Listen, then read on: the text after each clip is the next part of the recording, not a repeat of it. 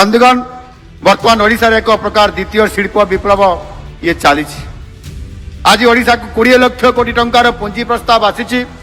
2,80,000 कोटी टंकार अधिक टंकार प्रकल्प ग्राउंड ब्रेकिंग आज हो सारी एवं 2 लाख रु अधिक निजुक्ति आज सृष्टि हो पारी खनि भित्तिक शिल्प सहित chemicals petrochemicals textile apparel bio fertilizer tourism IT semiconductor green energy renewable energy pharmaceuticals food processing green ammonia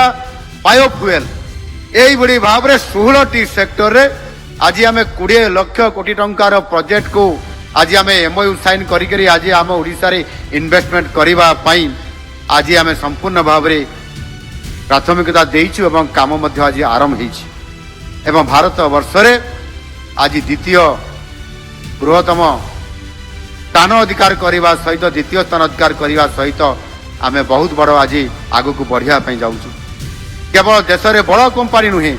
विश्व में प्रतिष्ठित कंपनी ओडिशा रे पुंजी निवेश करने आज आसुछंती।